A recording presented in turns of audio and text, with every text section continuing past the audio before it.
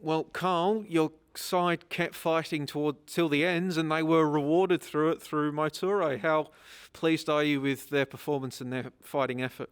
Yeah, look, it's something the boys have done all season. They never give up. Their spirit is fantastic, and you saw it again tonight. They kept fighting. The first half we weren't at our best. We improved in the second half, and with our ball movement, it was a little bit better in the second half. But as I said, the boys have shown all season, that they fight right to the end. And I'm so pleased for Mo to get his first goal for the season. He's put a little bit of pressure on himself because he hasn't been scoring goals, and to get that goal tonight, the winner, it's I'm very happy for him. What was your message at half time? What adjustments were you making that enabled you to come out better in the second stanza? Yeah, look, we just needed to play the ball more through our six. The first half we never got the ball into Wande, and I know Louis went in there in the second half, and we needed to play the ball through him more, which then allowed us to get the ball into our tens in between the lines. So and we managed to do that a lot more in the second half, which then makes them have to shift a bit more. It's one of the few times that you've played with 1-6 tonight. How much more compatible do you think Luis Dorigo is to that kind of role? You were saying that your ball movement was better in the second half. Do you think how much do you think he impacted that, or if he did at all? Yeah, look, Louis was second half he was much better, and he's still a young player. We keep forgetting how young Louis is. He's still learning his craft, and he's learning his craft off two fantastic players that play in that position in Issa and Wande. But tonight we, as you said. Most of last season we only played with the 1-6. This year we've been playing with the 2, but I just think with Melbourne City, because they press quite aggressively, it's better to have that extra player in front of their back fours, because if you get through the press you can cause them some trouble. Cool. Your side's up into third on the table now. What sort of springboard can this give you, do you think, moving into the rest of the campaign? Yeah, the start of this road trip that we're on, 3 away games in 1 week, is a tough trip, and against 3 quality sides. We managed to get a point against Wellington on Saturday late, and then to come here to the champions and get 3 points, it's tremendous. As I said, it's we've set ourselves a target what we need to get to, and once we get through these 3 away games, it can sort of set ourselves up, because then after that we've got 8 home games out of the 12. So we're really looking forward to a big push in the second half of this season. Well, as you mentioned, road trip, short turnarounds. Do you expecting to make many rotations coming out of this one? Yeah, look, I think we will do. Yeah, some of the boys tonight, put in a huge shift again. So some of the older boys will be very sore, I would say. So I would say we'd be rotating those players. That's what we did tonight with Issa and Wande. We didn't want to burn both of them out. So, hopefully, they both pull up okay and go good to go on Saturday. No Lachlan Brook tonight in the squad. Is that aligned with the, let's say the rotation and the need to rest players? Where's he been at over the past month coming in? Yeah, look, Lockie, has found it difficult readjusting back here with the hard pitches. So he's had a couple of issues with his body on the hard pitches that hasn't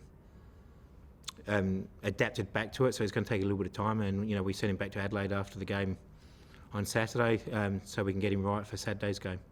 And we saw today, obviously, with Steph Moore heading out at the end of this month, Zach Clough got his opportunity playing in that role. I guess, how did you see his performance today? Yeah, look, Zach is, he's been with us now just over a week and a half or so it's going to take him a little bit of time to settle in.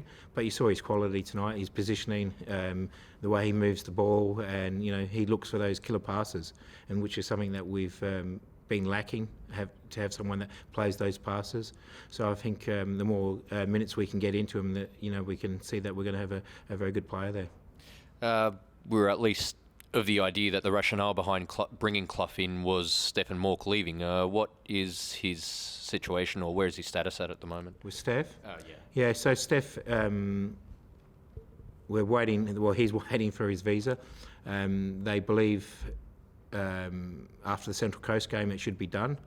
But if it gets done before then, he goes. As soon as the visa comes in, he goes. We've made that agreement with his club.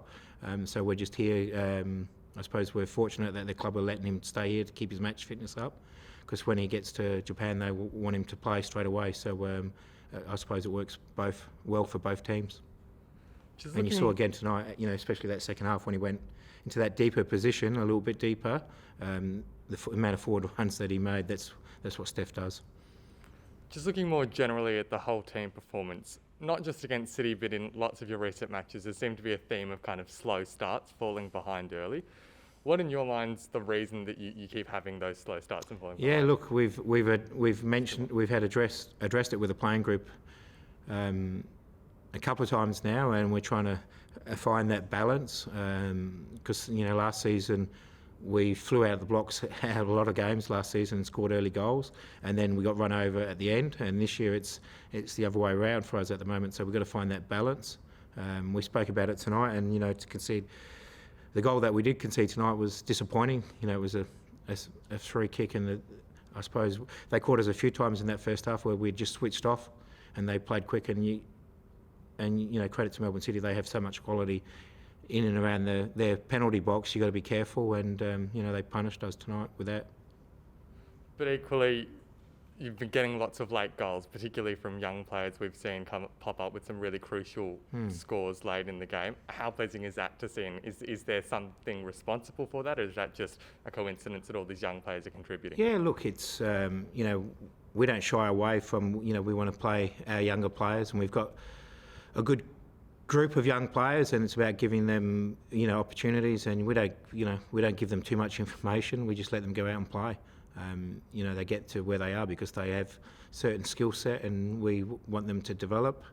But we're also mindful that we don't try not to give them too much information and let them play on their own instinct. And that's, I suppose, that gives them a little bit more confidence to play. Going from young players to one who'll turn 31 in a couple of weeks, your thoughts on how Ibusuki has adjusted to Australia, Hiroshi? How's he adjusted to time in Adelaide, the league itself? How do you think he's adapted to the plays? Yeah, very well.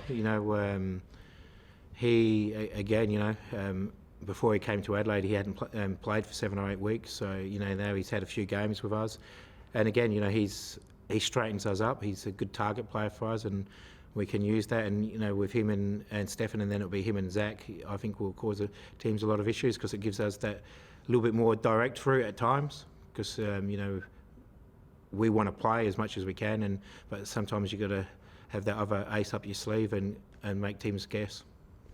But you said earlier, speaking of City's press, how much do you think you guys hurt them going the other way? That seems to be a pretty significant dynamic of your games between each other or this season at least, and even before. How much do you think your press affects City going the other way? Yeah, look, we don't. They caused us a few issues with our 9 and 10, the way they were pressing in the first half, and we addressed that. But as I said, they're a very good side.